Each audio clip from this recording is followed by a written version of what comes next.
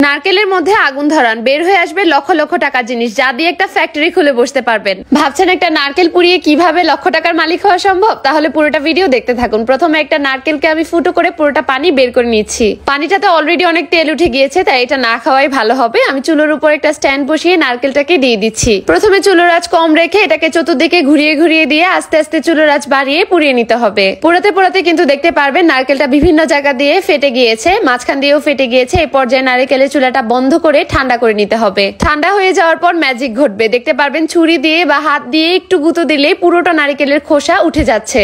এভাবে কিন্তু দুনিয়ার সবচেয়ে সহজ উপায় নারকেলের খোসা আপনারা ছাড়িয়ে নিতে পারবেন। যারা নতুন উদ্যোক্তা তাদের কাছে কিন্তু প্রথম অবস্থাতেই মেশিন কিনে নারকেল ছিলাটা অনেক কষ্টসাধ্য হয়ে যায়।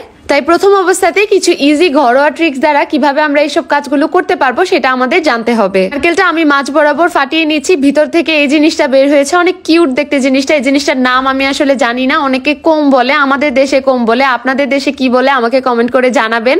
এখন একটা পিলারের সাহায্যে পুরোটা নারকেল আমি ছিলে নিচ্ছি। আপনারা চাইলে ছিলতে নাও পারেন, যদি খাবারে ব্যবহার করেন তাহলে ছিলে নিলে ভালো হয়। তারপর টুকরো টুকরো করে কেটে নিচ্ছি। টুকরো করে কাটলে আমার সুবিধা হবে ব্লেন্ড করতে। এখন এই টুকরোগুলোকে আমি একটা ব্লেন্ডার জারের মধ্যে দিয়ে দিব। ব্লেন্ড করার জন্য আমি এখানে সামান্য পরিমাণে পানি ইউজ করব। এই পানিটা আপনারা চাইলে নাও ইউজ করতে পারেন, আর পরবর্তীতে এই পানিটা আমরা শুকিয়ে নিব। এই তো দেখতেই পাচ্ছেন ব্লেন্ড কিন্তু হয়ে গিয়েছে। এবার এটাকে একটা বাটিতে আমি নিয়ে নিচ্ছি। আমি একটু হাত দিয়ে চেপে দেখিয়ে দিচ্ছি এটার ভিতর থেকে কতটুকু পরিমাণের দুধ আর তেল বের হয়ে আসছে। এই দুধ দিয়ে কিন্তু মেইনলি আমরা লক্ষ টাকার জিনিসটা এখন বের করব। একটা প্যানে চুলোর আঁচ বাড়িয়ে দিয়ে আমি নারকেলগুলো দিয়ে দিচ্ছি। এরপর এটাকে অনবরত ভেজে নিতে হবে। আমি এখানে প্রতিটা স্টেপে স্টেপে আপনাদেরকে দেখিয়ে দিব চুলোর আঁচটা বাড়িয়ে কিভাবে আপনারা সম্পূর্ণটা কাজ অনেক ইজিলি করে ফেলতে পারবেন। প্রথম অবস্থাতে এটা কিন্তু একটু ভেজা ভেজা থাকবে। আমাদের চুলোর আঁচ বাড়িয়ে এই ভেজা ভাবটাকে কমিয়ে নিতে হবে। ভাজতে ভাজতে এটা যখন শুকিয়ে যাবে তখন কিন্তু মাঝখান থেকে বুদবুদ করতে থাকবে এবং তেল উঠতে থাকবে। একটা স্প্যাচুলা দিয়ে যদি নাড়তে পারেন তাহলে আরো ভালো হয়। চেপে চেপে সম্পূর্ণটা তেল কিন্তু আপনারা এখানেই ভাজতে পারবেন। আর মাঝখান থেকে দেখতেই পাচ্ছেন ফেনা উঠতে শুরু করেছে। যখন নারকেলের দুধটা শুকিয়ে যাবে তখনই কিন্তু নারকেলের ছোবাগুলো তেল ছেড়ে দিবে আর ফেনা উঠতে থাকবে। নারকেলের তেল ভাজার সময় কিন্তু অনবরত অনেক পরিমাণের ফেনা উঠে, আর পুরোটা যখন এরকম লালচে কালারের হয়ে আসবে তখন আপনারা চুলোর আঁচটা বন্ধ করে দিবেন।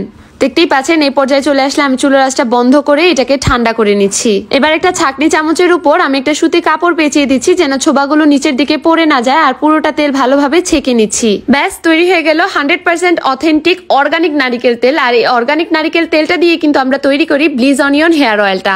এই অনিয়ন হেয়ার অয়েলটা চুল পড়া বন্ধ করে চিরতরে, টাক মাথাতেও চুল গজাতে সাহায্য করে আর চুল লম্বা করে খুবই দ্রুত।